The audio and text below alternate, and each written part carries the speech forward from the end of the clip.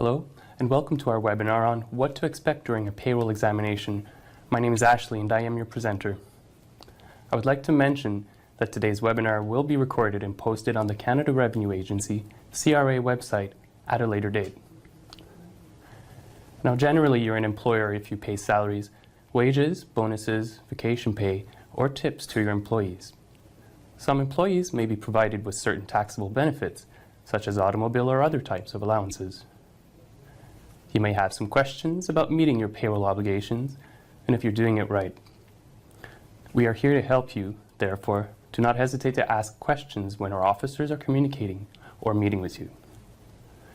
In the event you decide to hire someone to handle your payroll obligations, they will need to be designated as an authorized representative for us to discuss your file with them.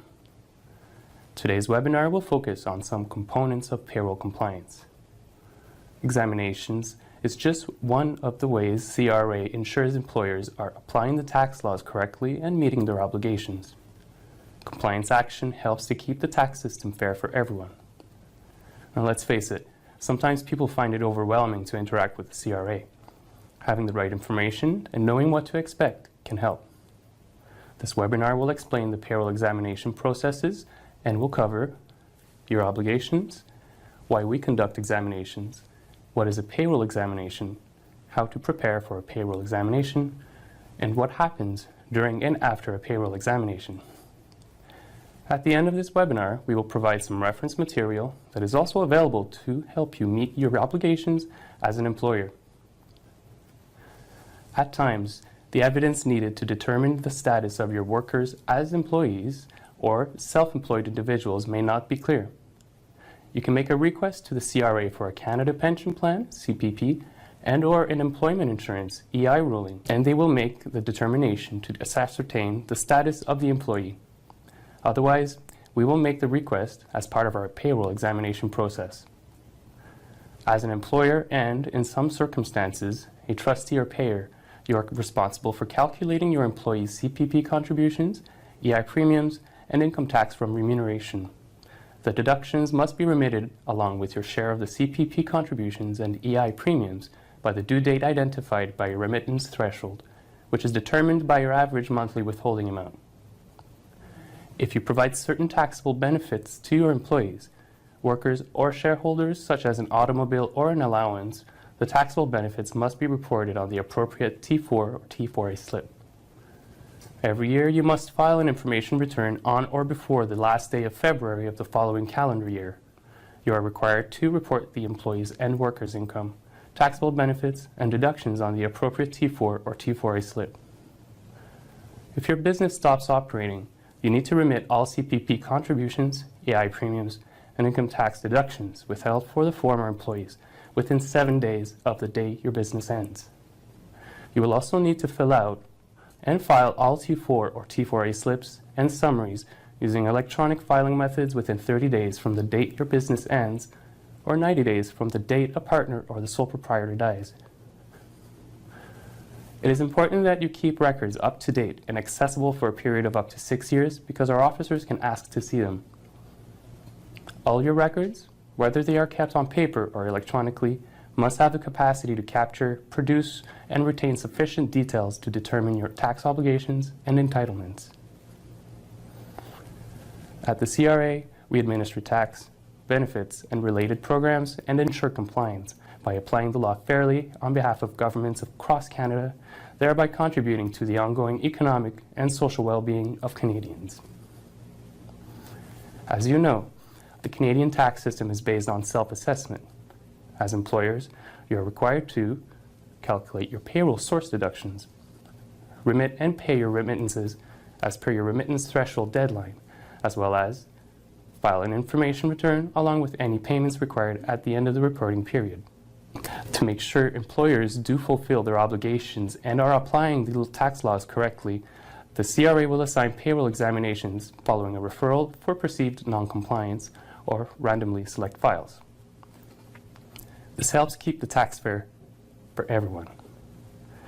As a business, you may also have the obligation to calculate, collect, and remit goods and services tax, GST, or the harmonized sales tax, HST, plus file your GST-HST returns, which means that the officer attending your business to complete the examination might cover both subjects. However, since the GST or HST webinar will be offered later on this year, this webinar will focus solely on payroll examination. That can be a lot for an employer to cover.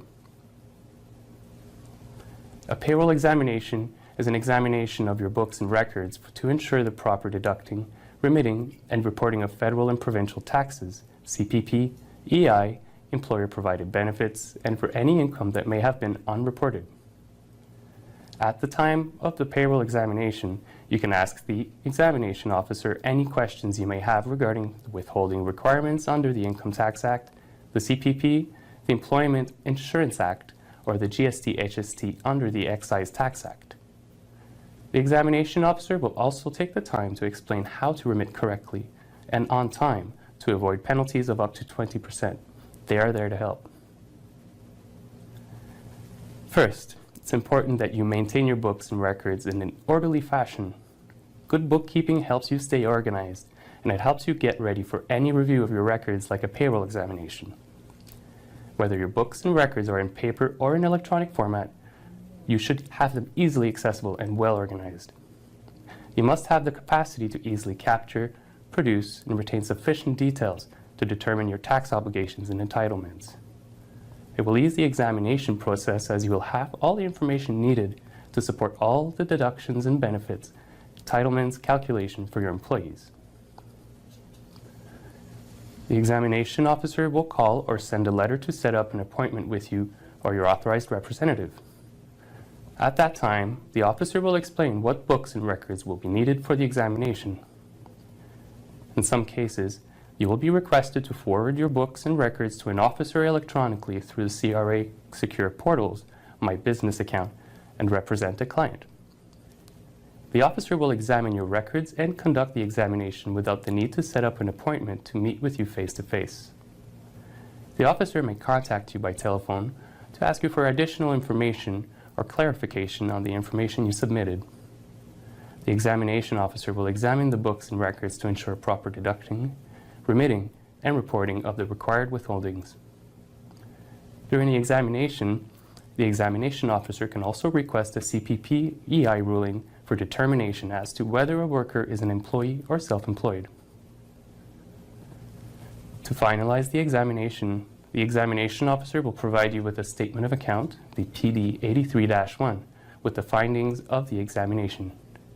The examination officer will explain the statement of account, including assessed penalties and interest if applicable.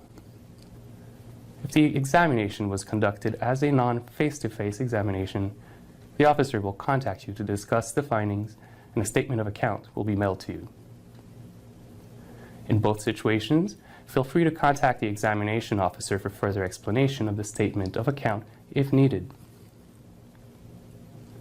If the examination officer finds any discrepancies in what was deducted and remitted, these changes may result in assessments of the employer account, as well as the need for new or amended T4, T4A slips. As a courtesy, the examination officer may amend the T4, T4As with the necessary information. However, it's still the employer's responsibility to provide their employees with the amended T4, T4 slips.